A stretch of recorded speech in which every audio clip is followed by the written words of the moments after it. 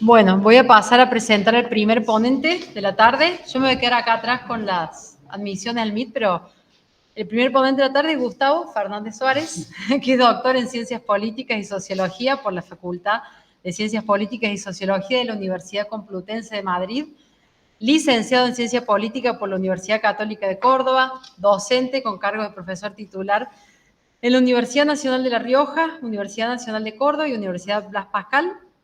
Bueno, investigador categorizado acá del Centro de Investigaciones Jurídicas y Sociales, con una marcada trayectoria y publicaciones en el área de la teoría política.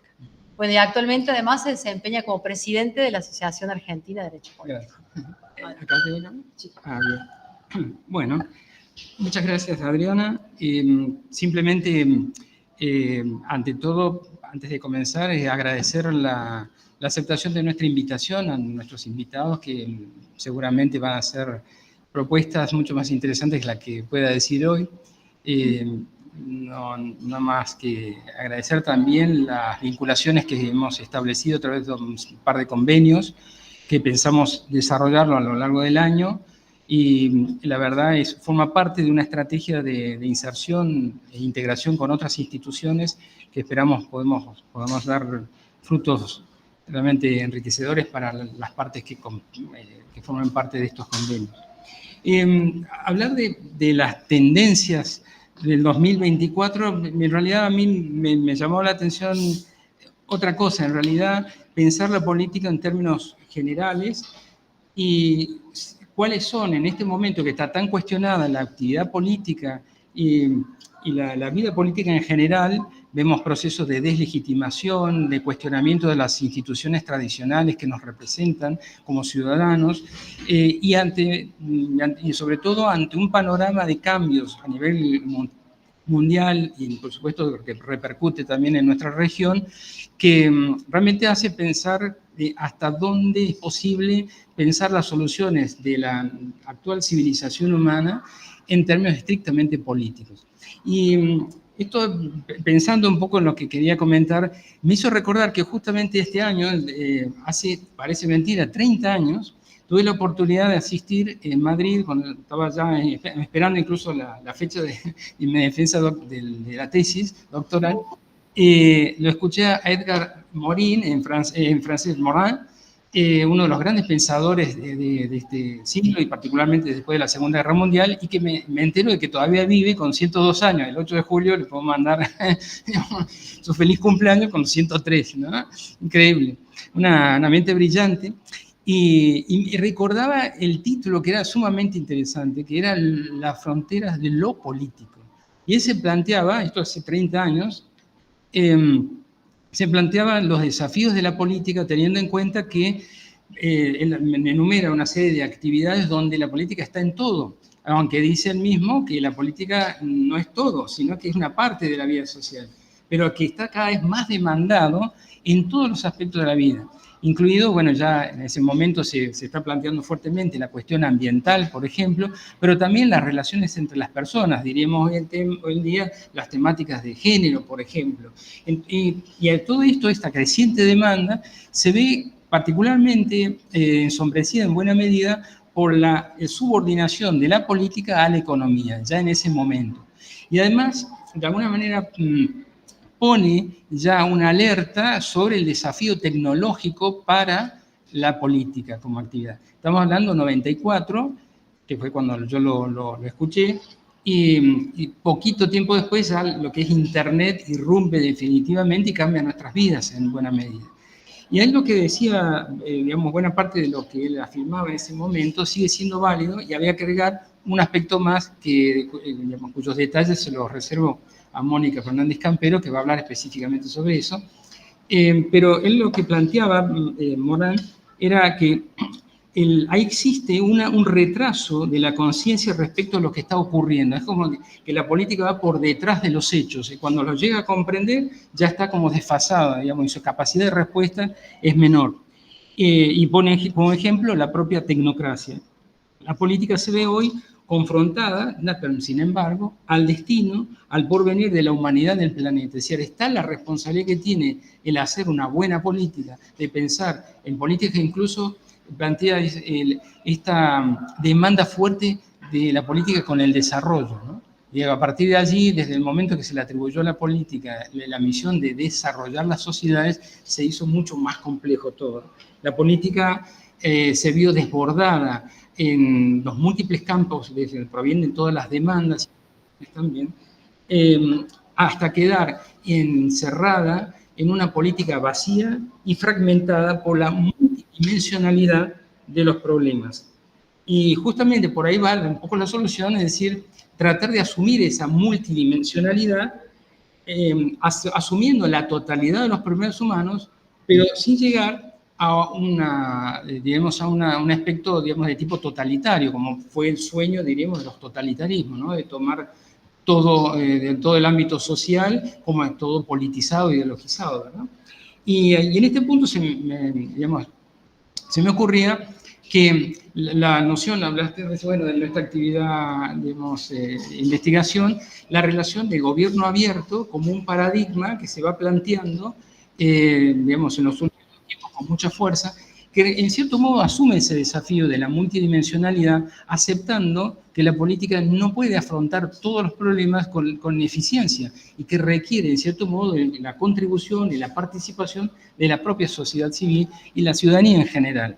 Por eso el modelo de democracia, digamos, digital, gobierno abierto, ciberciudadanía, realmente plantea un escenario cooperativo, donde de alguna manera la tradicional direccionalidad del gobierno, digamos, gobernantes gobernados, se hace bidireccional y en cierto modo también horizontal por toda la trama de redes sociales y de participación digamos, ciudadana a través de las propias redes y medios de comunicación en general, que plantean permanentemente ejercicio de demanda, de control y también exigencia de participación. Y cuando yo les dije al comienzo, hay un nuevo desafío para la política, tiene que ver en buena medida con esto que nos ha, vamos a decir, desbordado en cierto modo y que está todavía en estado de análisis, de reflexión, incluso también para la perspectiva jurídica, pero sobre todo, que es la cuestión de la inteligencia artificial.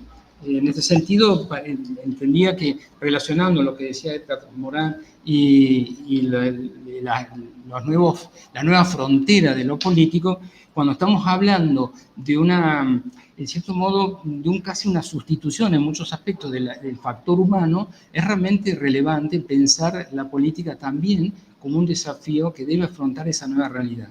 Y esto a su vez, reciclando un poco en la memoria, me hizo recordar lo que afirmaba Francis Fukuyama, que, digamos, en aquella famoso ensayo tan criticado y publicado y comentado al mismo tiempo sobre el fin de la historia, él decía en un momento que luego ya de establecido la democracia, los derechos humanos y la libertad de mercado, como, digamos, como fundamento de la sociedad mundial, en definitiva, después de eso no iba a haber nada nuevo para inventar.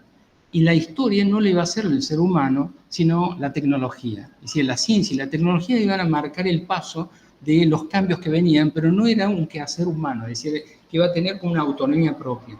Digamos, la verdad que me parece bastante adelantado en su momento, estoy hablando finales de los 90, o sea, le escriben en el 91, pero después, años después, viene a decir lo que yo había dicho, se sigue comprobando, sigue terminando la historia, ¿no? Y cuando uno plantea la cuestión de la inteligencia artificial y los desafíos para la política, realmente da un poco de escalofrío decir, bueno, parece que puede llegar a ser así, que la política vaya por detrás, como había señalado el filósofo francés, por detrás de los hechos. Y esto es un gran desafío. ¿Cuál es el lugar de la política? ¿Qué tiene que hacer la democracia y la política de democracia respecto a la inteligencia artificial? No para denostarlo, todo lo contrario, pero darle un control democrático adecuado. La inteligencia artificial realmente está cambiando la política y muchas veces no somos plenamente conscientes de esto, nos está, digamos, sorprendiendo de novedades y plantea desafíos éticos, profesionales y democráticos. Digamos, uno de esos desafíos es la necesidad de establecer los límites de lo verdadero y de lo falso, ¿no? Hemos visto tantas cosas increíbles, ¿no? De cantantes ya muertos que cantan cosas que nunca cantaron. Entonces, o Trump, digamos, arrestado y reforcejeando con los policías y era todo falso. Es complicado esto. Y entonces, realmente está transformando los valores y, digamos, difuminando la frontera, si se quiere, de lo real y de lo ficticio, ¿no? Y esto obviamente tiene impacto porque moviliza la opinión pública en torno a hechos inexistentes. Luego, un tema muy complejo, incluso específicamente para el mundo del derecho, tiene mucho para hablar, es el riesgo de la suplantación, suplantar la identidad de las personas, verdaderamente genera, digamos, un ejercicio de imaginación de cómo poner límites a lo que puede ser un uso abusivo de la inteligencia artificial. Lo mismo, lo que podríamos decir, la despersonalización y estandarización de los contenidos, de los productos que se generan. Por un lado, puede ser muy útil como herramienta creativa, pero la verdad que puede generar toda una cultura, diríamos, de la indolencia, de dejar que las cosas se hagan por sí solas, ¿no? Y, digamos, homogeneizar eficientemente prácticas que deberían ser creativas. Digamos, personalmente, bueno, yo hago música, entre otras cosas, aparte de... No lo has dicho, ¿no? Digamos, y a mí me genera un poco de angustia, porque digo, caramba, ¿dónde queda el esfuerzo creativo del compositor? Digamos, lo que hemos conocido como el legado histórico de la música de tantos siglos. Y pensar, no sé, imaginen un compositor escribiendo las partituras, pero tiene que imaginar cómo sonaría en la realidad, porque no tenía cómo reproducirlo. Pequeñas cosas que uno va haciendo, bueno, tiene la posibilidad de reproducirlo en la computadora, a ver cómo suena. Pero en este caso, digamos, ahora, si la inteligencia artificial puede ponerse en el lugar del compositor, ¿qué es realmente, digamos, cuál es el valor de lo creativo? Por eso hablamos de la homogenización tecnológica, ¿no? Y esto tiene impacto en lo que podemos decir la decadencia de la creatividad, la pérdida del libre albedrío en definitiva, y sobre todo, y esto es muy importante para la democracia, es la necesidad de un pensamiento crítico, ¿no? Es decir, que es la base fundamental para un ejercicio pleno de la ciudadanía. Y por último, el aumento de la desigualdad, ¿no? Sin ninguna duda, los países que están en la vanguardia de todas estas tecnologías, evidentemente generan ya una desigualdad mayor entre los países más avanzados y la de la periferia, pero también en el interior de las propias sociedades. Entonces, concluyendo, el riesgo es que nos quedemos con una visión de la política como se ha dado hasta este momento a lo largo de los tiempos, ¿no? Y hemos legado en buena medida muchas de las instituciones que provienen de la Revolución Francesa, en buena medida, ¿no? Esta forma de concebir el Estado de Derecho. Y el riesgo es que la política nuevamente llegue tarde, insuficiente, lenta y sin capacidad, diríamos, punitiva también frente a incumplimientos regulatorios que van a tener que darse, que tienen que existir como una alianza entre lo público y lo privado para poner de alguna manera un freno a lo que podría ser la consumación del sueño de Fukuyama, de que la historia deje de ser humana para ser, digamos, llevada a cabo por la propia tecnología. Gracias. Muchas gracias.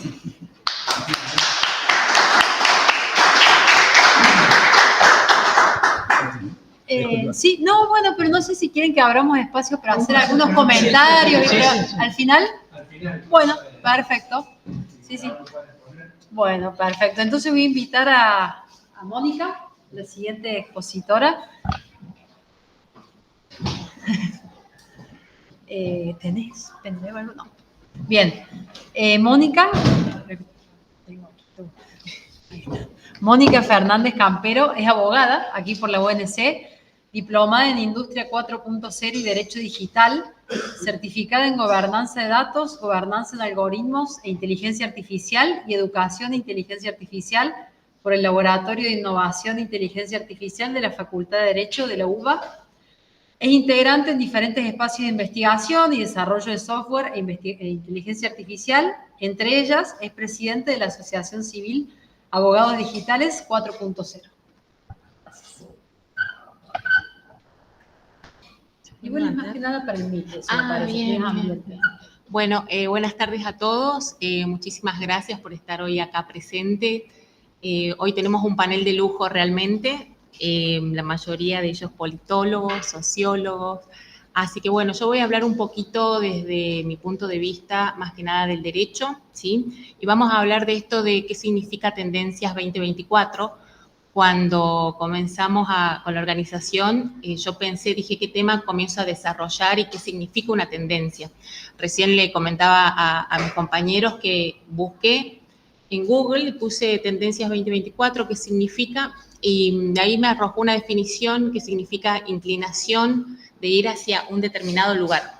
Entonces, estas tendencias pueden ser relacionadas con la moda, con los comportamientos de las personas, y en este caso en particular decidí traer para compartir con ustedes en este conversatorio las tendencias relacionadas con las normativas y en particular con los desarrollos tecnológicos que tienen un impacto tal cual lo describió el doctor recién, un impacto en la sociedad. Y voy a hablar puntualmente de una de las tecnologías más disruptivas que viene creciendo de manera muy disruptiva en este último tiempo, que es la inteligencia artificial. Y para ello, ¿por qué es interesante que tengamos en cuenta estas tendencias? Primero porque nos permite ubicarnos, digamos, dentro de un plano y saber cuáles son los problemas que están sucediendo actualmente, ¿sí? Segundo, me va a permitir a mí saber de esta tendencia, entender la tendencia, adaptarme a un cambio o aprovechar una oportunidad, ¿sí? Para yo poder ahondar en ese campo. Y tercero, me va a permitir identificar y abordar todos estos desafíos, ¿sí? Entonces, trayendo a colación lo que pasó la semana anterior, sí, a nivel mundial, que se aprobó la Ley de Inteligencia Artificial en la Unión Europea, dije, ¿por qué no hacer una comparación entre lo que pasa en América Latina y la Unión Europea con respecto a la inteligencia artificial? Si bien el concepto de inteligencia artificial todos lo sabemos, o por lo menos entendemos que estamos conectados con la inteligencia artificial durante la mayoría del día, todos, con los distintos tipos de aplicaciones que tienen sistemas inteligentes, que lo usamos a menudo, ¿sí? Entonces dije, bueno, a ver, vamos a comenzar a hablar y un punto en particular que quise tocar son las políticas públicas, ¿sí? ¿Qué es lo que tiene que hacer el gobierno al momento de priorizar cuáles son estos problemas o poner en la agenda cuáles son los problemas que tienen que resolver? Y a raíz de esta evolución de la inteligencia artificial se comienzan a ver y a observar un montón de derechos fundamentales, ¿sí? Que se ven vulnerados, y la falta de regulación es un tema muy importante, ¿sí? Que tenemos que comenzar a hablar o por lo menos proponer en estas mesas de conversatorios, en las mesas de debate y también en la agenda pública. Entonces nos comenzamos a preguntar, la inteligencia artificial, ¿por qué es importante su regulación? Esto es algo que creo que ya no se discute más, si bien hace unos años atrás se cuestionaba de si es necesario regular o no la inteligencia artificial. Hoy creo que ya no es algo en lo que tengamos que dudar, ¿sí? Entonces nos comenzamos a preguntar todas las consecuencias que pueden derivar de algunos sistemas inteligentes que ocasionan algún perjuicio al ciudadano, ¿no? Entonces, ¿cómo abordamos ese conflicto, ¿sí? ¿Cómo aborda el gobierno, ¿sí? El conflicto, por ejemplo, no en nuestro país, pero sí en otros, del tema de los autos autónomos, ¿no? Que son autos que no tienen ningún conductor humano, sino que es un auto que se conduce a través de la programación de ciertos algoritmos y que pasa en una situación donde el algoritmo tenga que decidir, por ejemplo, ante un accidente, si hacer girar, esquivar o un objeto o una persona. Entonces ya ha habido algunos fallos relacionados al respecto que nos dicen cuál es el tipo de responsabilidad, ¿sí? Que vamos a aplicar en estos casos. A quién demandamos, y comienzan a surgir un montón de interrogantes, ¿sí? En nuestra práctica profesional donde no tenemos un marco normativo. Entonces, nos comenzamos a preguntar esto y por qué la importancia de su regulación. Eso lo puse como un ejemplo, ¿sí? Ahora, ¿cuáles son las razones por las cuales sí consideramos positivo, digamos, desde nuestro grupo de estudio de abogados digitales, el tema de regular la inteligencia artificial, ¿no? Primero porque estos sistemas inteligentes, no sé si hay abogados. Sí. Abogados. Los sistemas inteligentes yo siempre lo comparo con los procesos judiciales, ¿sí? Que tenemos el ciclo de vida de un proceso judicial, que comenzamos con una demanda, después tenemos la etapa de la prueba, la etapa de los alegatos y sentencia. En los sistemas inteligentes, cuando son creados, también de la misma manera tienen etapas, ¿sí? Entonces, en cada etapa es necesario, para que este sistema no esté viciado de sesgos, ¿sí? De sesgos, por ejemplo, étnicos o contra la raza o sesgos de género, tiene que estar entrenado el sistema inteligente en todas sus etapas con una mirada de un grupo multidisciplinario, donde tenemos los desarrolladores, los ingenieros y los abogados que hacen todo un análisis para que el producto último, cuando este sistema se implemente y se largue a la sociedad o se incorpore al mercado interno, digamos, no contenga ninguno de esos sesgos, ¿sí? Que no causen ningún perjuicio al ciudadano. Después del manejo, otra cosa importante que quería hablar con respecto a los sistemas inteligentes, que cuando se comienzan a crear estos sistemas inteligentes, estos sistemas se crean con un fin determinado y tienen que ser entrenados, ¿sí? Tienen que ser entrenados mediante datos. Datos personales, por ejemplo, y qué pasa con estos datos personales. Entonces, acá vemos que no solamente vamos a estar hablando de inteligencia artificial, sino de un montón de otros derechos donde todo se va fusionando, ¿sí? Entonces comenzamos a hablar de cómo estas personas que desarrollan estos sistemas inteligentes van a tratar estos datos personales, que pueden ser míos, ¿sí? Y si la persona que brinda sus datos personales, por ejemplo, para el entrenamiento de ese modelo, realmente prestó su consentimiento o no. Entonces comenzamos a ver cómo confluyen un montón de derechos de los ciudadanos y por eso consideramos de mucha importancia la regulación del mismo. Adentrándonos un poquito en el tema de los modelos regulatorios, ¿sí? De inteligencia artificial, lo que se propone es que estos modelos sean entrenados siempre teniendo en cuenta los derechos humanos, pero también a la misma vez que se le dé como un espacio para el crecimiento de la innovación tecnológica, ¿sí? La regulación no quiere decir que la tecnología que no pueda crecer, sino todo lo contrario. Que sea una fusión donde no se perjudique los derechos de los individuos, pero a la vez que se fomente el crecimiento, por ejemplo, en las economías y otras áreas donde la inteligencia artificial puede aportar grandes valores, ¿sí? Entonces, si bien hay algunas personas, ¿sí?, que hablan, que se separan, digamos, en dos posiciones, en una donde creen que la inteligencia artificial es la solución a todo, y está la otra postura que dice, no, la inteligencia artificial va a poner fin a la humanidad, ¿sí? Entonces vemos cómo se comienzan en estas charlas, en estos debates a polarizar entre estas dos posturas, ¿sí? Donde siempre se inclinan por uno u otro sentido.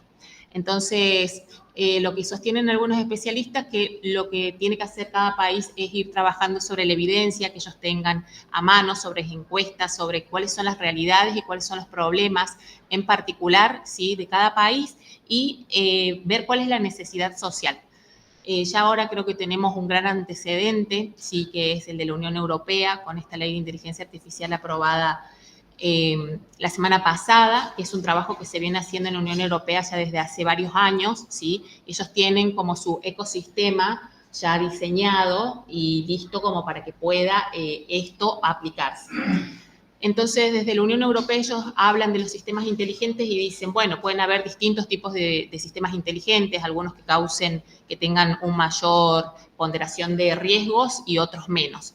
Entonces, la regulación que se hizo, ¿sí?, sobre la Unión Europea, se la voy a resumir para no extenderme, perdón que busque la hojita, si no me voy por las ramas.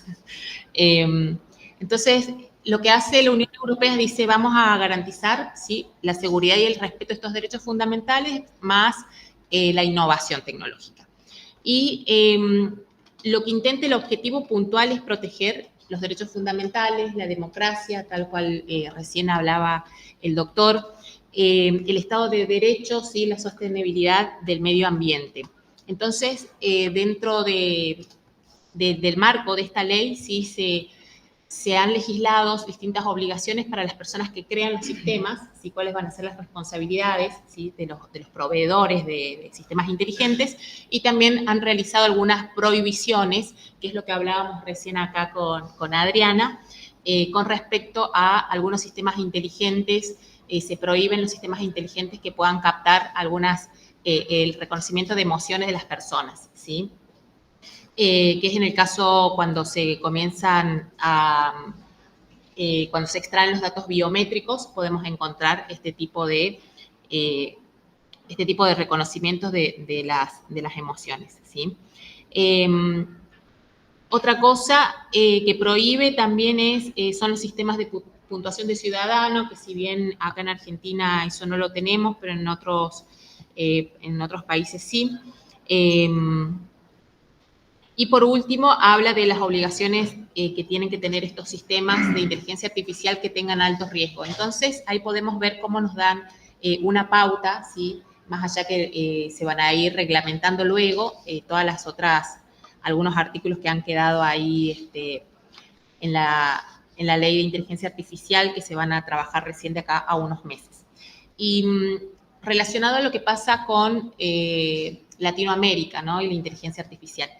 Si bien, por ejemplo, acá puntualmente en nuestro país se han desarrollado muchos proyectos de ley de inteligencia artificial, han sido acompañados en la Cámara de Diputados de la Nación el año pasado, tanto, por ejemplo, Argentina como Brasil, en estos proyectos de ley lo que van a proponer son normativas que estén relacionados, digamos, de manera general al uso adecuado de la inteligencia artificial, y algunos proyectos que han sido acompañados acá en Argentina tienen que ver con algo más específico y hablan de la inteligencia artificial, por ejemplo, y educación, ¿sí? Uno de los países que ya tiene su ley de inteligencia artificial es Perú, creo que la sancionó el año pasado, a fines de año. Debe ser el único país de Latinoamérica que ya tiene su ley de inteligencia artificial. Si bien es muy general y muy flexible, ya existe un marco regulatorio al respecto. Y por último, quería hacer hincapié en esto que habló el doctor recién, que hice acá unas anotaciones, ¿sí? Un segundito. Quería hacer hincapié en esto que el doctor dijo, que la política no vaya detrás de los hechos, ¿sí? Y tiene que ver con el tema de la regulación. Nosotros conocemos que dentro de nuestro país, creo que en todos, en algunos países también pasa lo mismo, con el tiempo que demora una vez que se presenta un proyecto de ley en una Cámara y todo el trámite legislativo de pasar por todas las comisiones para su revisión, me parece un plazo muy amplio. Cuando salga la ley, ya el crecimiento de la tecnología avanza de una manera tan abismal que hay que tener en cuenta esas cuestiones de qué tipo de modelo regulatorio vamos a usar, por lo menos en nuestro país, al momento de hablar del uso adecuado de la inteligencia artificial. Bueno, ese era mi comentario. No me quiero meter con el tema de ciberdelitos, que también tocó el doctor, de las deepfakes o las fake news también, que sabemos que todo eso se hace con sistemas inteligentes, ¿sí? Y comienzan a aparecer un montón de hechos delictivos que comienzan... que no los tenemos regulados, ¿sí? Que no lo tenemos regulados en nuestros códigos de procedimientos, pero que en la realidad ya existen, ¿sí? Entonces, ante la existencia de estos nuevos delitos, ¿qué pasa cuando, por ejemplo, demandamos un delito que no tiene un encuadre jurídico, ¿sí? Más allá de la subsunción que nosotros podemos hacer en determinados artículos, ¿cómo falla el juez? ¿Con qué norma falla? ¿Cuál es el grado de capacitación o concientización respecto de estos nuevos delitos, respecto de la inteligencia artificial? Así que Queríamos compartirle eso, hablo en plural porque estoy acá como representante de Abogados Digitales 4.0, que venimos trabajando en todas estas temáticas, ¿sí?, de la incidencia de las tecnologías en el derecho. Así que bueno, muchísimas gracias a todos y estamos a disposición para las preguntas finales.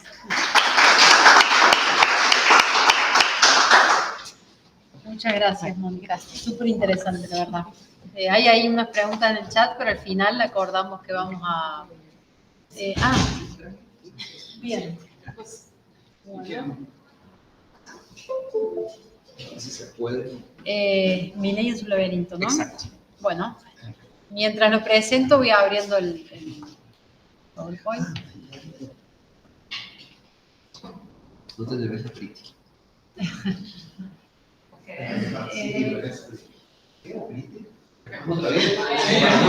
Está vacío, ¿no? Está vacío este PowerPoint. Pero, No me digas. estará con otro... ¿Vos lo tenés ahí? ¿Vos, Miguel, lo tenías en tu WhatsApp o al... En WhatsApp, sí. Al PowerPoint? Porque ¿qué pasó? Está vacío. Había un WhatsApp web abierto. No, un mail. Vos, Sofía. Sí. Al mail de Miguel, que es...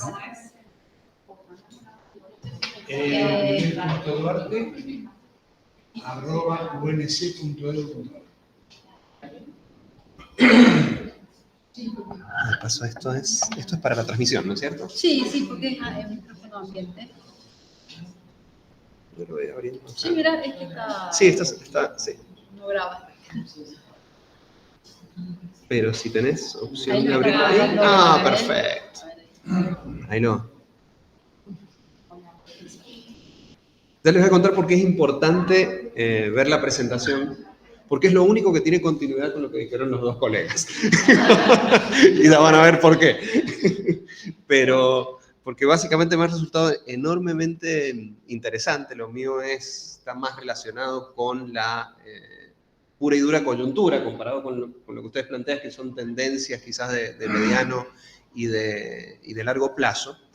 Y la idea básica de esto, cuando baje el PowerPoint, es mostrarle algunas cuestiones relacionadas con la situación que atraviesa Milei en esta etapa en la Argentina, ¿no? Entonces, pensando en estas tendencias, que son tendencias de cortísimo plazo, pero también hay que recordar que las tendencias de largo plazo se van construyendo en virtud de muchas coyunturas, ¿no? Con lo cual lo que nosotros atravesamos es un pedacito muy chiquito de la historia que en algún momento, vamos a poder tener la oportunidad de ver cómo se va articulando con otras coyunturas y va construyendo estas historias de largo plazo. Bien. Perdón, sí. te interrumpo, no, porque te me adelantaste, no te presenté. Ah, yo empecé a hablar. No, me parece perfecto. No, mientras bajamos el PowerPoint, Ahí te capaz que presento. Bueno, el próximo ponente es Maximiliano Aguiar, que es estratega político, investigador de opinión pública, docente, conferencista en eventos internacionales, con reconocidas publicaciones en el área. Ha asesorado campañas electorales presidenciales, gobiernos nacionales y partidos políticos en diversos países de Latinoamérica, entre ellos las campañas de los expresidentes peruanos Pedro Pablo Kuczynski y Martín Vizcarra. Ha sido galardonado como consultor político del año y mejor campaña electoral en los Napolitan Victory Awards y actualmente se desempeña como presidente de la Asociación Argentina de Consultores Políticos y director de Maxi Aguiar y Asociados. Gracias, Ariel. No, bueno, y traje un PowerPoint que van a ver cerca del final. No, me da la sensación de que puede haber... Mira, al spam. ¿La tenés bloqueada a Sofi?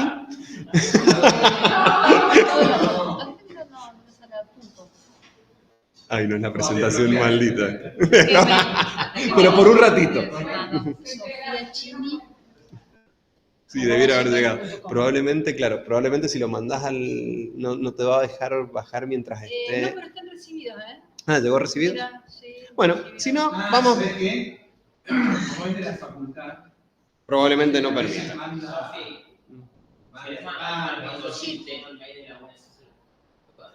pasa nada. Chicos, vamos con la presentación. No pasa nada. Vamos a... Sí, en algún lado tiene que estar. Es la presentación maldita. Les voy a contar entonces qué continuidad tiene con esto. Yo sigo Yo- tratando de hacer. Tenemos una serie de actividades en ASACOP en los próximos días y una serie de actividades laborales donde yo vivo, que es en la provincia de San Juan, con lo cual tuve bastante poco tiempo para armar la presentación. Entonces me reciben y yo tenía una idea más o menos de lo que quería decir respecto de la coyuntura política actual y de lo que está sucediendo con la emergencia de Javier Milei, pero tenía poco tiempo y quería armar una presentación de PowerPoint para poder resumirlo. Entonces, después del almuerzo, me voy al departamento, hago un textito con lo que quería decir, traslado eso a Copilot y le pido que arme los slides de la presentación. Arma los slides de la presentación y empiezo a ver que las gráficas no eran las gráficas adecuadas, entonces le pido a ChatGPT, a DALL-E, que genere las imágenes que yo quería para esto, para esta presentación. Ahora, y yo creo que esto es interesante en términos del debate de lo que viene, ¿cuánto de lo que van a ver en un ratito hay mío y cuánto es de otros? ¿No? ¿Y cuánto hay de algún tercero que puede ni siquiera saber que el algoritmo se nutrió de sus datos para generar mi presentación? Empiezan estos grises a jugar, lo que sí creo que en eso es sumamente interesante. Gracias, genio total. Y ahí vamos con, ¿ya te puedes presentar? Debe haber alguna forma de poner presentación directa. Ajá, ¿querés? ¿Llegamos acá? No toco. Ahí está, arriba. Ahí va. ¿Se ve? Perfecto. Bueno, entonces lo que ustedes ven ahí, que es Milei en su laberinto, es una idea mía y un gráfico de DALL-E. Bien, lo que ustedes están viendo ahí es dibujar un hombre en un laberinto. Ese hombre, por supuesto, no es Milei, pero vamos a hablar aquí específicamente de Milei y de cuáles son las tendencias que representan la llegada de Milei y que tienen que ver con lo que puede venir alrededor de Milei. Por un lado, podemos brevemente hablar del contexto de la Argentina, ¿no? Y lo cierto es que es un contexto absolutamente desafiante, ¿no? Hay una serie de desafíos socioeconómicos y políticos que atraviesa la Argentina y que me parece que dan sentido a la emergencia de una figura como la de Javier Milei, que emerge ahora y no hace 10 años y probablemente no dentro de 10 años. Entonces, ¿qué sucede con Milei? Hay una primera cuestión que aparece como una figura que es respuesta al desencanto con la política tradicional. ¿Es este el único lugar donde eso sucede? No. ¿Es este el primer lugar donde eso sucede? Tampoco. Hablabas recién de Perú, yo he trabajado muchísimos años ahí, hay muchas figuras que surgieron, entre ellos el actual alcalde de Lima, Rafael López Aliaga, que es también una figura similar a Javier Milei en algún sentido, y el año pasado cuando estuvimos acá hablábamos de un espacio que en ese momento era un espacio un poquito más oculto y que ahora se ha hecho mucho más visible, que une a muchas de estas figuras a nivel mundial, que es el CIPAC, que es donde estuvo Milei la semana pasada, hace un par de semanas, exponiendo, hablando sobre la Argentina. Ese espacio confluyen en términos ideológicos una serie de figuras que aparecen, muchos de ellos, como resultado del desencanto con la política y del descrédito de los ciudadanos respecto de la política tradicional. Entonces, ¿qué pasa? Cansancio social, lo hay, y mucho. Fuerte crítica a los políticos tradicionales. Hay que recordar que todas las figuras, estamos retrotrayéndonos hace un año y medio atrás, todas las figuras políticas tenían diferenciales negativos de imagen, cosa que nosotros hemos naturalizado, pero que no ha sido siempre así. Siempre hemos tenido algunas figuras con diferenciales políticos importantes, que son emergentes políticos, que dan lugar, digamos, a la posibilidad de presentarse como candidatos y de esa manera llegar al poder. Eso no sucedía. Ni Bullrich, ni Rodríguez Larreta, ni Massa, ni Cristina, ni Macri, y podemos seguir nombrando, aparecían como figuras que tuviesen dos atributos al mismo tiempo. Estar instalados y tener un diferencial de imagen positiva. ¿Cuántos habían de esos? 0. ¿Qué pasaba con la sociedad respecto de la política tradicional o de los partidos políticos tradicionales? Un sistema político pensado para dos fuerzas políticas, como lo es la Argentina, a diferencia de Ecuador, a diferencia de Perú, de algunos otros países también, en particular en esta última etapa, a diferencia de México también, y más parecido a los Estados Unidos y a Chile, un sistema pensado para dos fuerzas políticas, constitucionalmente pensado. Hace unos días estaba asesor en una provincia donde aparece que la primer minoría legislativa debe tener representación en tal lugar. Bueno, en esa provincia hoy la primer minoría legislativa es el oficialismo. ¿Cómo? Digo, eso estaba pensado para un partido donde el que gana gobierna y es mayoría y el otro. Se han empezado a dar situaciones que muestran o que dejan a las claras que nuestro sistema está pensado para dos fuerzas políticas. Surge una tercera, básicamente por varios motivos, ese desencanto. Un motivo que es global, que es la pandemia. Digo, la pandemia generó una serie de movimientos relacionados con la política que fueron llevando a las figuras políticas a un acercamiento, digamos, en esta tríada de la Revolución Francesa de libertad, igualdad y fraternidad. Digo, desde hace un tiempo ha habido un corrimiento hacia la libertad. Estos tres elementos que suelen jugar en las democracias modernas, ha habido un corrimiento hacia la libertad. ¿Por qué? Porque todos nosotros estuvimos encerrados. Mucho tiempo estuvimos encerrados. El valor de aquello que no tenemos siempre representa algo más importante para nosotros. Eso pasó con la libertad y eso hizo que en muchos países tomaran un mayor nivel de fuerza aquellas fuerzas políticas que representaban al mismo tiempo la indignación ciudadana y la libertad, cosa que normalmente no sucede con las izquierdas, que representan de estas dos una sola. Tradicionalmente representan el desencanto ciudadano, pero no representan tanto la libertad como la igualdad. Entonces hay un crecimiento de las derechas que es muy anterior, que es anterior a la pandemia, por supuesto, pero que se refuerza en este proceso porque la valoración de la libertad individual pasa a ser mucho más fuerte en esta etapa.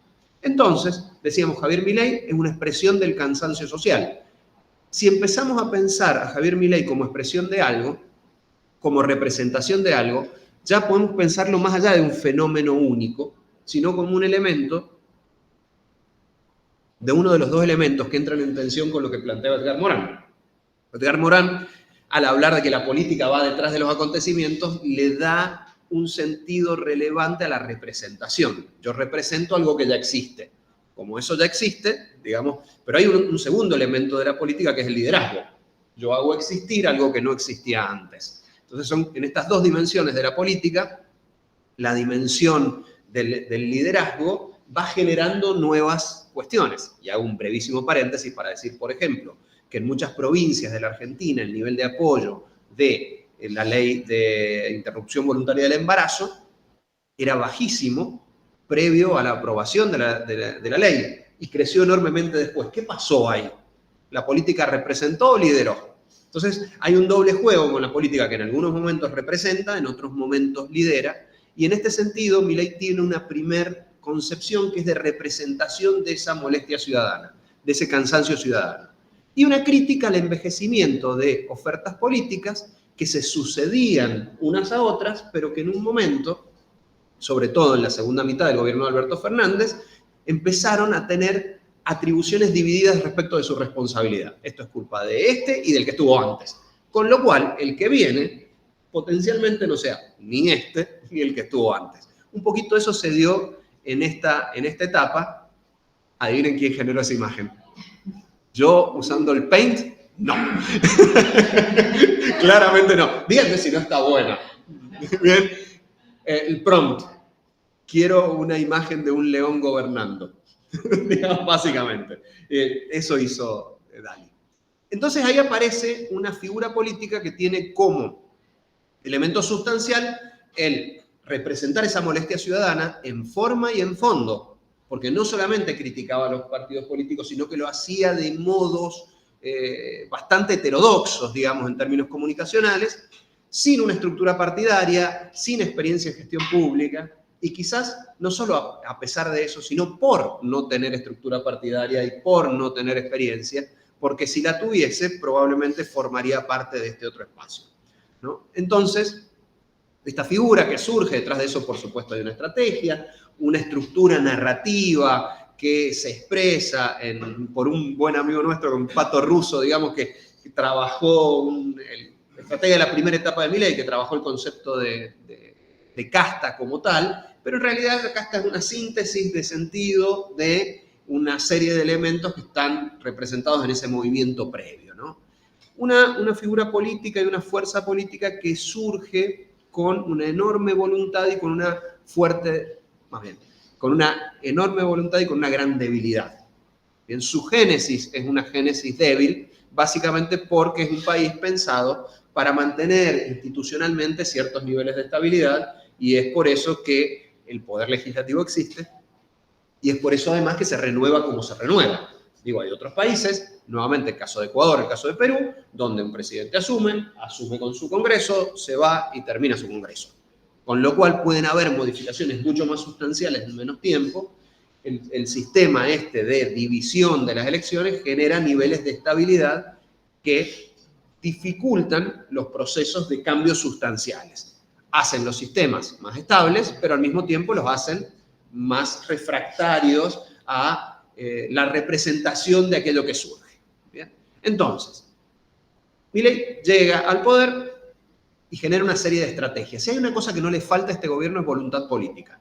Uno le puede discutir la pericia, le puede discutir la capacidad, puede discutir las políticas públicas que quiere generar. Algunos dirán que son fantásticas, otros dirán que son un desastre, pero lo que no se le puede discutir es su voluntad política de transformación, aún en contra de su debilidad de origen. Porque uno podría pensar lo siguiente, y es lo que suele suceder con los gobiernos que asumen débiles. Comienzan, intentan encontrar un espacio donde se sienten fuertes y van moderando esas posiciones iniciales. Esto no fue lo que pasó con el gobierno de Milei. Más bien, todo lo contrario. Más bien fue de frente, de entrada, con un megadecreto, una ley ómnibus, intentos de reforma mientras tenía niveles de imagen muy altos, para tratar rápidamente de generar un proceso de transformación. ¿Cómo le fue? Mal. Inicialmente le fue mal. ¿Qué pasó con la ley ómnibus? Naufragó. ¿Qué pasa, al menos hasta ahora, con el DNU? Podría llegar a naufragar. ¿Qué pasó? La política es una cuestión de profesionales, y lo cierto es que ahí habían algunos profesionales y muchos amateurs en este juego. Entonces, la voluntad es indispensable, pero no es suficiente para generar cambios. Encontró... la transición entre mi ley de campaña electoral y de gobierno es una transición compleja. ¿Por qué? Porque si yo llego al gobierno insultándolos a todos ustedes y la gente me vota porque los insulta porque no los quieren, y yo después me tengo que sentar a dialogar con ustedes para construir o traición al electorado, ¿bien? O no puedo negociar. Entonces hablamos un poquito del laberinto de Milei, ahí hay un primer nudo. ¿A quién traiciona? Digamos, al electorado, cuya dimensión expresiva ha sido fundamental, y negocio para hacer realpolitik y tratar de llevar adelante mis políticas de gobierno, o me mantengo en las mías y choco contra la pared. ¿Qué fue lo primero que hizo? Este chichón tiene hoy Milei. Digo, lo puede mostrar más, lo puede mostrar menos, pero lo tiene porque se pegó un enorme golpe. Ante eso, él busca, regenera su estrategia que inicialmente fracasó. No tendría ningún sentido el Pacto de Mayo si eso hubiese funcionado. Entonces, da cuenta de esa derrota y busca un camino estratégico alternativo. Una de las cuestiones de principiantes que cometió fue negociar con los diputados nacionales.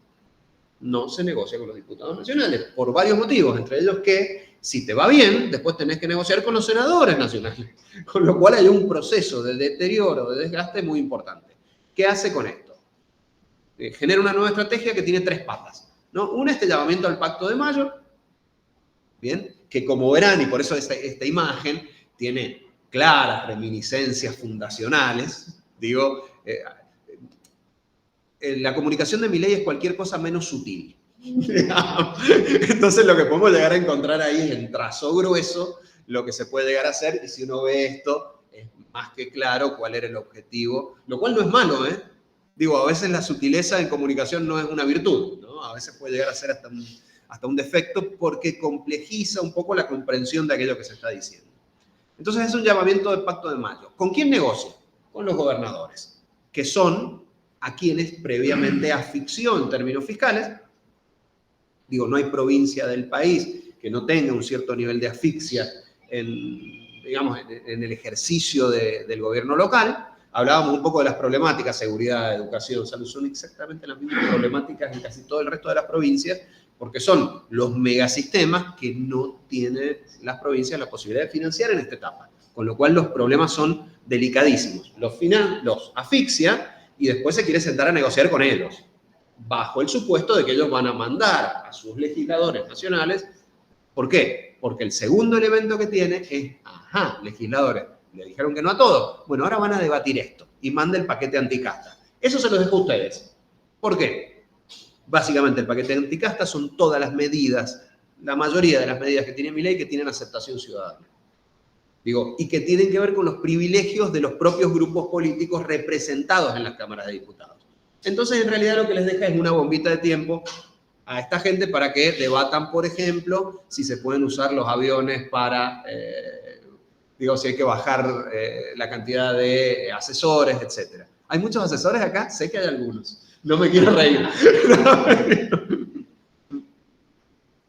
Pero básicamente, y la tercera cuestión relacionada con esta es, muchachos, pero me aprueban el DNU. Lo vamos a achicar. Eso que habíamos sacado lo vamos a meter, vamos a sacar un montón de cosas.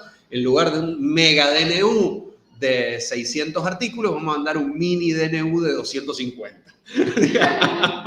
Con lo cual, lo que está haciendo es achicarlo, pero se encuentra con la necesidad imperiosa de ampliar su coalición de gobierno. Él necesita, de alguna manera, ampliar su coalición de gobierno.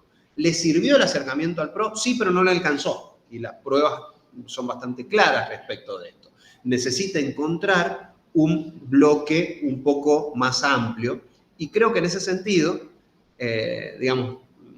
todo el bloque formado inicialmente por el cordobesismo y por toda esta zona pasa a ser sumamente interesante, aunque medio inasible para Milei, porque la verdad que es un monstruo de 6 cabezas. Es bien difícil de negociar, pero va a necesitar hacerlo.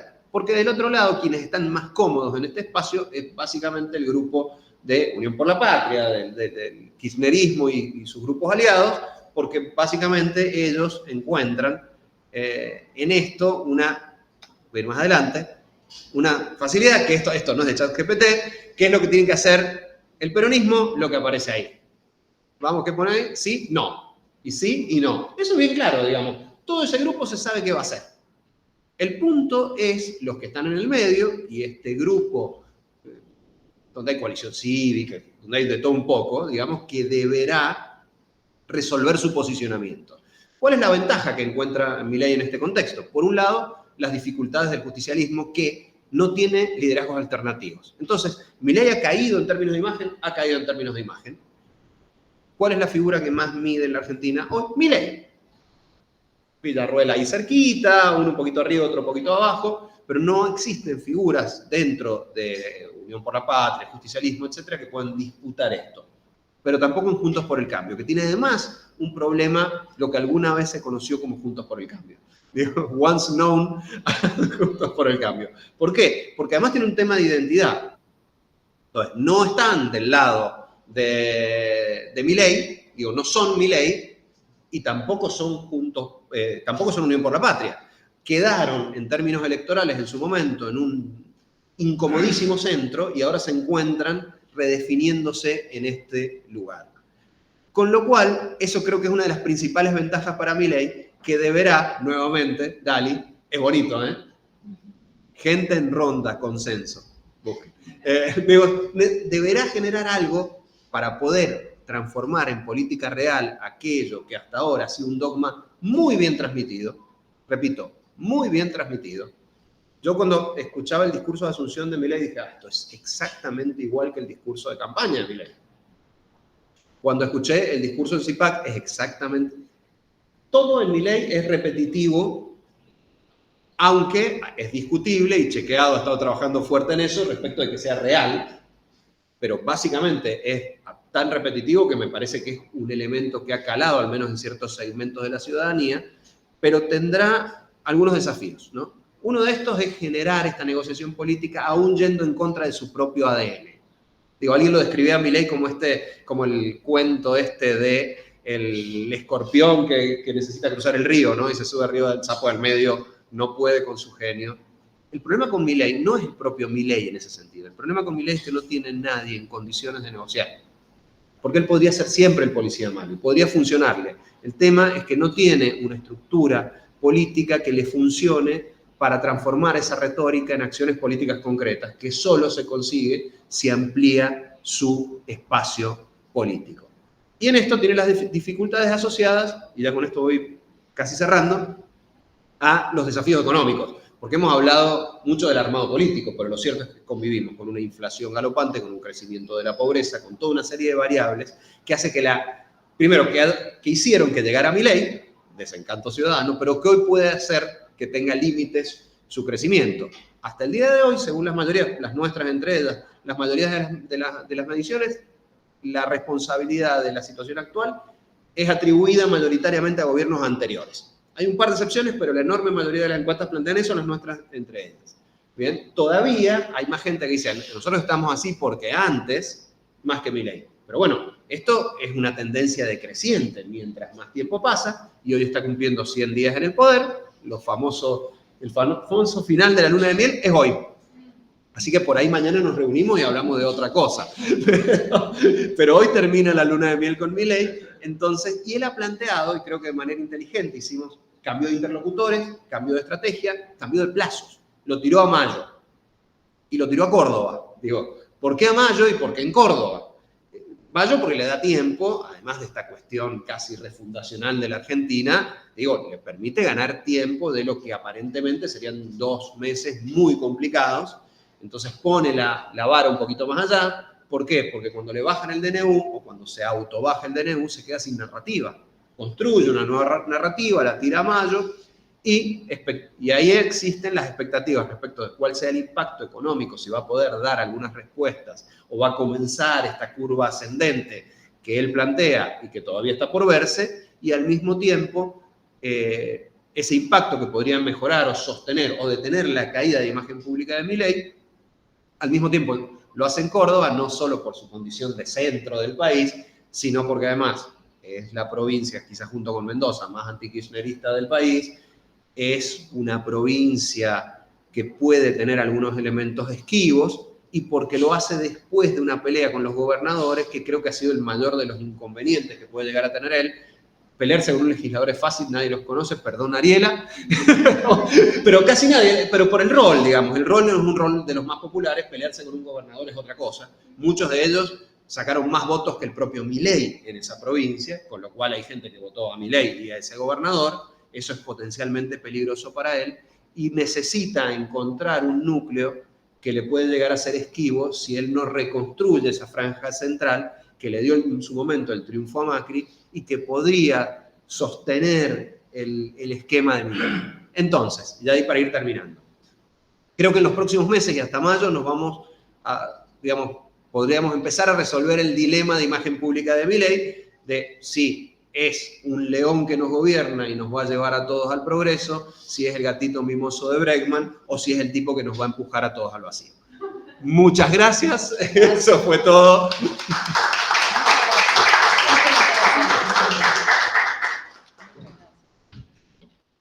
Me llevo mi Priti. Sí, claro. Bueno, Miguel, muchas gracias. Bueno, paso a presentar al último expositor del día, Miguel Duarte, y padre del evento además. Es licenciado en Ciencias Políticas por la Universidad Católica de Córdoba y doctor en Ciencias Políticas por la UNC. Tiene una importante trayectoria en la docencia, la investigación, con marcadas publicaciones e investigaciones en el área de la ciencia política y el derecho.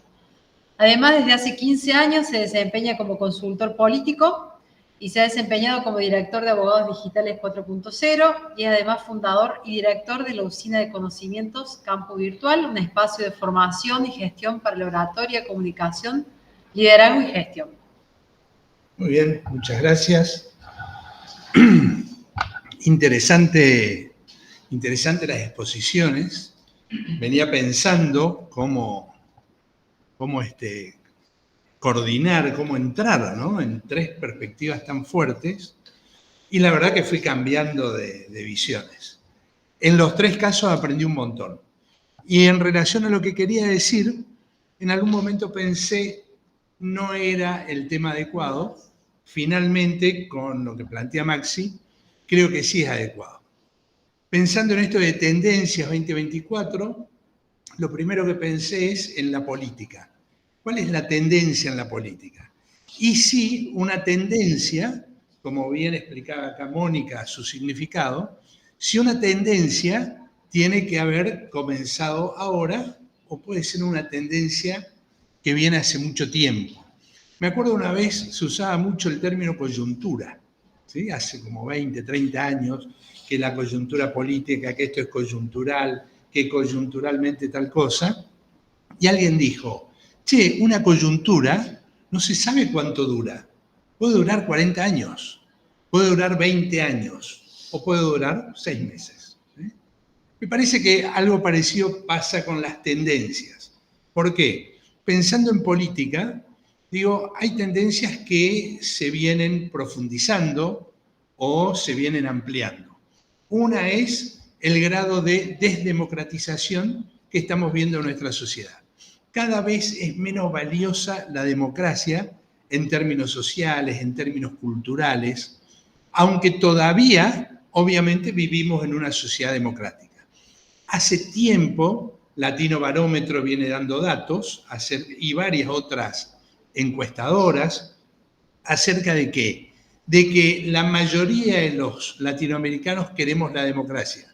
Sin embargo, no estamos conformes, contentos, ni mucho menos felices, ahora que se viene el Día de la Felicidad, con la democracia que tenemos. Porque no es una democracia social, porque no genera trabajo, porque no abre oportunidades, porque parece que el único camino que tiene es el procedimental. Esta tendencia me parece que se fortalece en el tiempo, ¿sí? Hoy estamos en algo que quizás se agudiza, pero es una tendencia que comenzó hace por lo menos 20 años, en que se pone en cuestionamiento el modelo de democracia que tenemos. Por otra parte, la acción política. Hablando de política, pensaba en los conceptos que damos a nivel de la academia, las materias, pero hay uno que a mí me gusta, porque voy a reconocer que tiene la base de un pensador que a mí me gustó mucho y que tuve acciones con ese nombre, que era Moisés Levenson. Moisés Levenson decía un historiador que se llamaba Eduardo Pasalacqua, creo que no vive, no sé si vive todavía o no, Eduardo Pasalacqua. Él decía, Moisés Levenson es el racionalizador de Irigoyen, porque es el que hizo la bajada ideológica de lo que significaba el irigoyenismo. Y además hoy sería muy interesante, porque tiene toda esa formación del judaísmo, un discurso federal, un discurso radical, un discurso irigoyenista. Bueno, la cuestión es que Levenson decía, la política es una creación ética emplazada a la defensa, digo yo ahora, de los seres humanos y la libertad. ¿Sí? Hoy la libertad es un término que está ahí en el centro, en el campo de batalla, por lo tanto parece que estuviera presente. Pero sin embargo, la política ha perdido ese sentido humano y de libertad que está en los orígenes incluso del término. Me parece que también es una tendencia muy fuerte. Nadie cree en general que a través de la política pueda resolver sus problemas. Cuando yo salgo a la calle de mi casa en mi barrio y veo que al menos una vez por semana las cloacas están colapsando y sigue pasando exactamente lo mismo en un barrio residencial de la ciudad de Córdoba, pase quien pase en el gobierno y durante mucho tiempo, da la sensación clara de que la política no da respuestas. Cuando nosotros vemos la cuestión de la inseguridad en la calle, nos da la sensación de que la política no da respuesta. Pero sobre todo cuando vemos el vaivén de los dirigentes políticos que sin tener un rumbo claro, podríamos decir, van por la ancha avenida del medio de las izquierdas y las derechas con total desparpajo, decimos realmente la política no nos da respuesta y el discurso ahí sí de Milei tiene sentido y contenido, esa idea de casta. ¿Sí? Esa idea de casta es muy interesante, primero porque no hay tal casta, los sistemas de casta son otros, no están acá, pero ha penetrado de tal manera que hizo notar que quienes están en el campo de la política hacen su propio juego y no dan respuestas a la gran mayoría de la ciudadanía. Eso también es tendencia. Digamos, yo lo que creo que no se debe hacer es culpar ni al kirchnerismo, ni al macrismo, ni al radicalismo, sino al conjunto, a los procedimientos. Y ahí viene un tercer aspecto de la política. Me parece que ha pasado a ser tan procedimental, metodológica, cargada de reglas, cargada de normas, pero hay una palabrita que hace unos años está también en el centro, no en el campo de batalla, sí en la cultura de la sociedad, que es la empatía. ¿Sí? Pero parece que la empatía no juega en la política procedimental.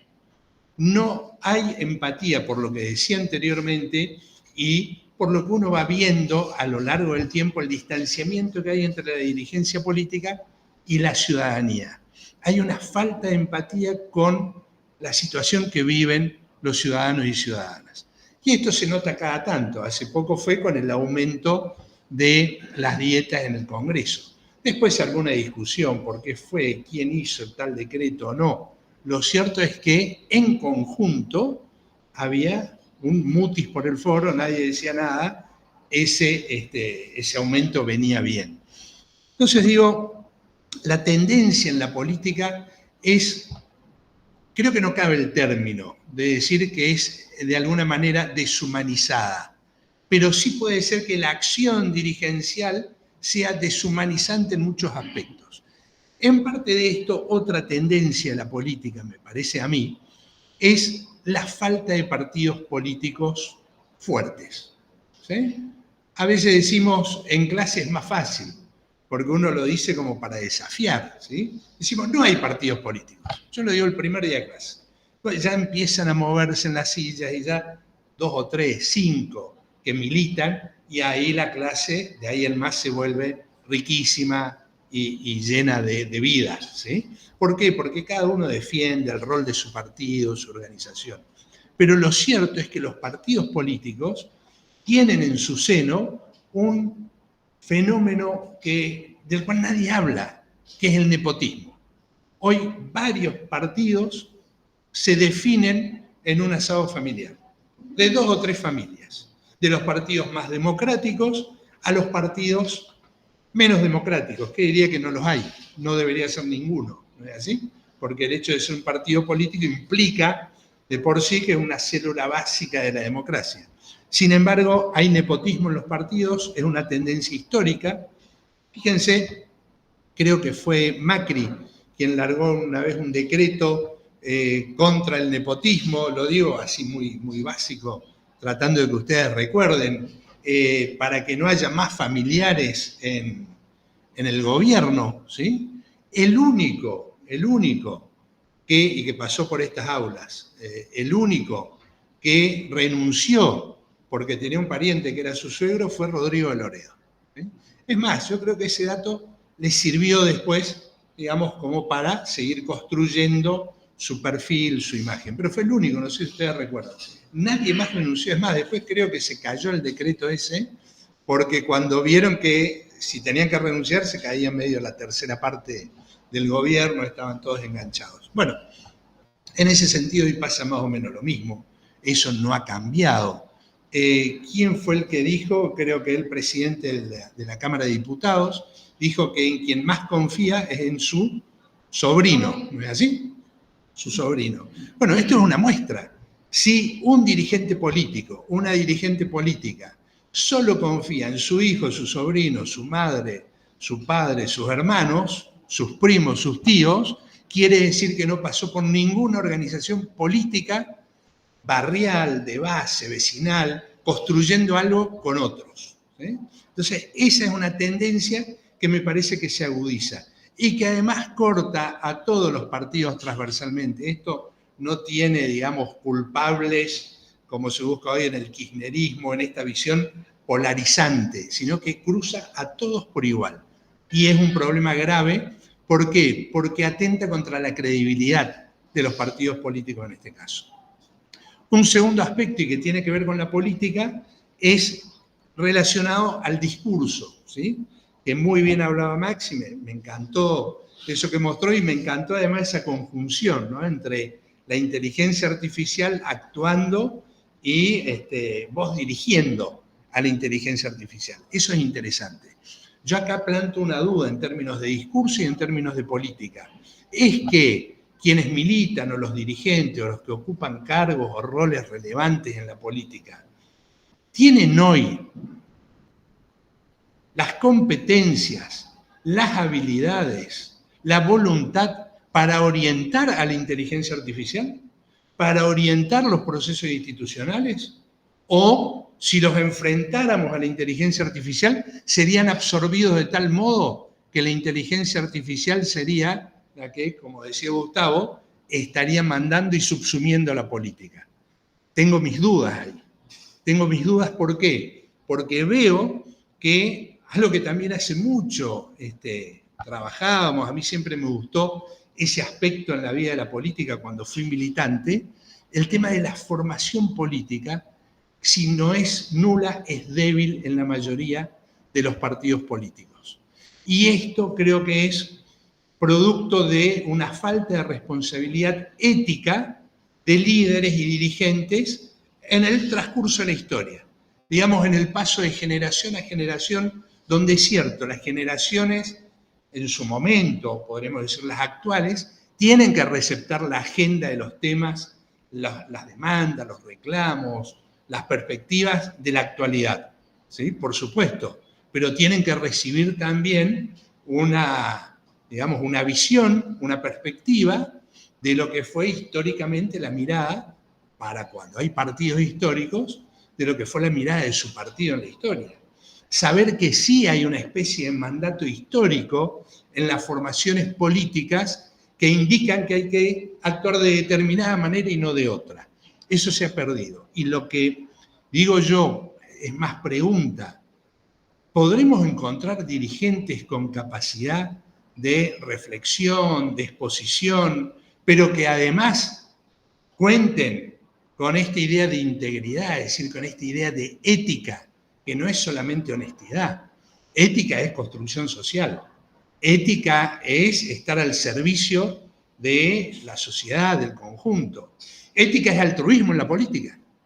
Y me parece que eso está faltando. Y como tendencia, para terminar en esto que es más que nada para seguir conversando, no sé si va a estar esta respuesta en el gobierno de Milei o en la estructura que está construyendo Milei.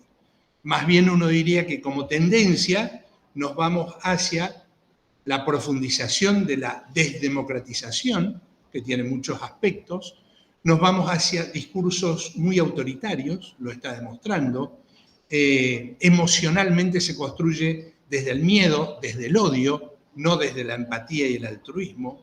Se están viendo en los medios, en las redes, sobre todo, se están viendo posicionamientos muy duros. Nunca vi tanta burla por parte de un vocero, por ejemplo, respecto ya de los periodistas, porque uno podría decir el gobierno se burla de la oposición, es parte del juego. Quien hace política creo que todavía tienen el cuero duro, por lo tanto las críticas no hacen tanta mella, pero sin embargo la manera de tratar al periodismo, en definitiva, me da la sensación de que lejos de la libertad económica, que es lo que se pregona, estamos ante una tendencia, una pérdida de libertades, y en todo caso, cuanto más movilizaciones, me parece que también va a haber más represión, ¿sí? Me acuerdo, había 20 tesis y un colorario de cierre de Calderón y Dos Santos, no sé si se acuerdan, sobre América Latina, donde lo que planteaban eran escenarios, estamos hablando de los 90 para acá, escenarios en los que, entre otras cosas, se profundizaba la represión a la movilización social, a la movilización ciudadana. Movilización por reclamos, obviamente, al Estado, a los gobiernos. ¿Será esta una tendencia? Hoy yo diría que todo indica que sí. Ojalá que no, y ojalá que las cosas que dije, la mayoría en las que traté de ser un poco más categórico, ojalá que me equivoque, total, eso no sería un gran problema. El problema sería que la represión con nuevas formas o con viejas formas se enseñoree la política argentina y que con eso no tengamos respuesta. Porque la desdemocratización, por otra parte, dijimos, es la pérdida de dirigentes con capacidad para interpretar y responder por el futuro de todos los argentinos. Gracias. Bueno, muchas gracias. Sobre todo los 4 se han acotado los minutos. Bien. No tengo que pasarles nunca el papelito. Nada, bueno, ahora abriremos una ronda de preguntas y comentarios. No sé si alguien quiere comenzar. Bueno, si quieren, comienzo con la pregunta que dejó Agustín en el chat, que era para Mónica. Bueno, que preguntaba si en este contexto se podría aplicar la inteligencia artificial en la administración pública provincial. ¿Será que se me escucha? No está más Agustín igual, pero entre nosotros. Pero Bueno, sí, se puede utilizar. De hecho, se viene utilizando en distintos sectores de la administración pública, más que nada inteligencia artificial para la automatización de algunas tareas repetitivas y mecánicas que solemos hacer los seres humanos, con el objetivo de ser como un poco más eficaz, ¿sí? con el uso del tiempo. Entonces sí, se utiliza en combinación con la transformación digital, ¿sí? Y de inteligencia artificial. Si bien son algunos modelos inteligentes un poco básicos, que estamos utilizando actualmente, pero sí.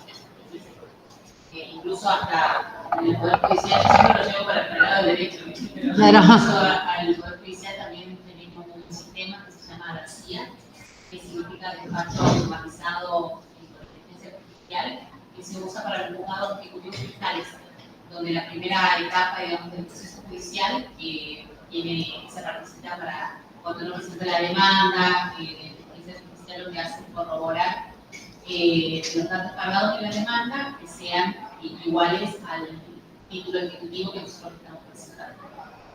Si bien es muy acotada la tarea, pero sí se comenzó a utilizar en Córdoba y en otras provincias también. Claro, pero una tarea más formal, procedimental, Sí. no creativa, digamos. No creativa, participó con origen en Buenos Aires con un sistema que se llamaba Prometea, que también era para una parte del proceso que se utilizaba, se entrenó un modelo inteligente para que suplante algunas tareas de carga, más que nada, de carga del sistema. Bien, gracias, Mónica. ¿Algún comentario, pregunta? Yo tengo varios, pero les doy la palabra. Sí. Sí, me dejó pensando un poco, particularmente lo que mencionó Miguel, en cuanto a la capacidad de respuesta que hoy tiene la política y los políticos. El movimiento, digamos, que ha habido que eso es justamente el resultado de la última elección y la utilización justamente de ese despedimiento, poniendo la casta, digamos, como de rechazo por parte de la sociedad. Me dejó pensando un poco la pregunta que hizo Miguel en cuanto a si la dirigencia o futuro, los futuros dirigentes o gobernantes están realmente preparados para conocer, tener los conocimientos suficientes y de qué manera van a ser las respuestas, digamos, que se esperan por parte de la sociedad, la respuesta que va a tener la inteligencia artificial ante un político que haga algún tipo de consulta en búsqueda de respuesta. Hoy vemos, digamos, una imagen, Maxi lo dijo claramente, cómo respondió a su consulta, digamos, en exposición, pero también lo puede haber en el futuro por parte de la dirigencia. y qué respuesta va a dar la inteligencia artificial o va a tener preparada, si bien necesaria una regulación, como dijo Mónica, y también en el futuro. Estoy mencionando dos porque creo que de cada uno se puede rescatar, pero básicamente es eso. Si la dirigencia va a estar preparada, digamos, para enfrentar, no digo enfrentar, sino ver qué capacidad de respuesta tiene la inteligencia artificial ante los problemas que se pueden plantear en el futuro, y que también se mencionó que actualmente la dirigencia va por detrás del problema, por la burocracia, digamos, que muchas veces requiere todo el complejo desarrollo de llegar a una ley, o también, digamos, las adversidades que encuentran en ese camino, ¿no?, la ley. Entonces, eso me dejó un poco pensando a futuro, y tal vez el futuro sea inmediato, cómo se va a responder ante la inteligencia artificial. ¿Cómo van a responder los gobiernos, particularmente, la inteligencia artificial? ¿Cómo va a crecer esa inteligencia artificial para poder darle algún tipo de respuesta? Bien, bien, muchas gracias. No sé si alguno de los expositores quiere hacer un comentario sobre esto, pero sí, yo tenía una idea muy parecida sobre, más allá de la respuesta de la dirigencia, es algo que me abruma de la inteligencia artificial, lo que vos comentabas, por ejemplo, en la música, en el cine, que estamos pensando que nos va a reemplazar, pero como que viene con una nueva agenda de problemas, pero todavía no hemos resuelto la vieja agenda, la desigualdad, la pobreza, ¿no? Y cómo quizás esto, claro, y esto va a profundizar esa vieja agenda todavía que es una gran deuda, ¿no? Sí. Sí. El primer paso, y acá voy a hacer un breve comentario con lo que dijo Hugo, yo creo que no habría inconveniente alguno en crear un modelo inteligente, digamos, que sea capaz de, por ejemplo, entrenarlo para que ante las políticas públicas se pueda preguntar si esa política pública es, por ejemplo, ¿no?, pensándolo como muy en voz alta, si es óptima o no, por ejemplo, para un Estado. No sería ese el problema que yo veo, porque sí se podría entrenar, ¿sí?, con distintas, con entrenamiento obviamente que se hace con un fin determinado. En este caso sería, ¿puede la inteligencia artificial crear un mecanismo de transparencia con respecto a la toma de decisión del gobierno?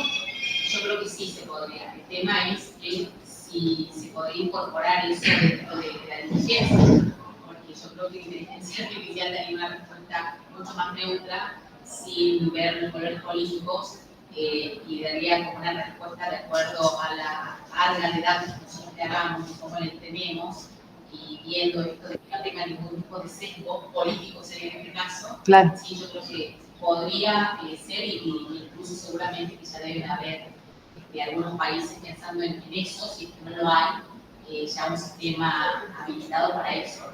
El tema sería, ¿se podría incorporar, se utilizaría, cuál sería el aporte de la ciudadanía? Porque en realidad ese modelo tendría que estar entrenado de acuerdo a las necesidades de la gente. Entonces decir, bueno, a ver, tenemos un sistema inteligente, pero con datos reales, no con datos dibujados, con el INDEC que nos arroja datos que son falsos. Entonces tendría que ser como un mega modelo basado, digamos, con ejes puntuales, en la ética, ver cuál va a ser el equipo que va a tener esa inteligencia artificial.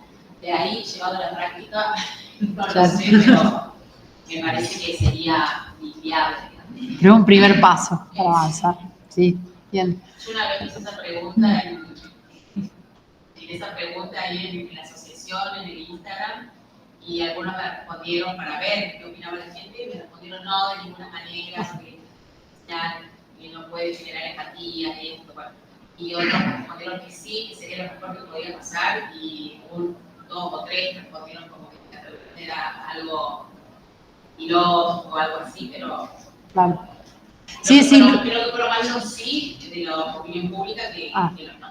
Bien. Así que, Esa ilusión de que no va a reproducir nuestros sesgos la inteligencia artificial también, ¿no? Nosotros somos los que Claro. son humanos. Y creo que tiene que haber siempre un vigilador humano, ¿no? En los desarrollos, claro. Para el desarrollo tiene que haber siempre una intervención humana que controle y supervise, digamos, todos estos sistemas informáticos, y a la vez tiene que haber una mesa tan multidisciplinaria que no haya ningún sesgo, como por ejemplo de género, si es una mesa donde son dos hombres y seguramente ese modelo va a tener algún sesgo. Entonces tiene que ser como pensado desde el inicio de la formación del modelo hasta la implementación del mismo. Bien. Sí, Enzo. Justo para completar eso, una duda. En esa parte de la implementación, ahí también se empiezan a jugar los sesgos de las personas. ¿Cómo mezclar eso? Sí. O sea, tenés que entrenarlo al modelo de tal forma, o sea, lleva como proceso, ¿no? El ciclo de vida. Lo entrenás, pero bueno, tenés que entrenar a la persona primero, ¿sí? A la persona, y para eso tiene que haber, por ejemplo, un abogado, ¿no? Y en estos casos puntuales, por ejemplo, donde interviene, sí, son situaciones que están en el caso hipotético, ¿no? Donde roza la empatía de la persona, la decisión que llega a tener un modelo inteligente, entonces, dijimos lo que se podría hacer con un grupo, con un psicólogo, con un abogado. El tema es después, las mismas personas que lo usan, los usuarios que usamos eso, por ejemplo, ya hubo un caso donde se creó un sistema inteligente donde se tuvo que dar de baja, sacarlo del mercado, porque los mismos usuarios le generaron el sesgo a la máquina. Entonces te devolvía. Claro. Entonces,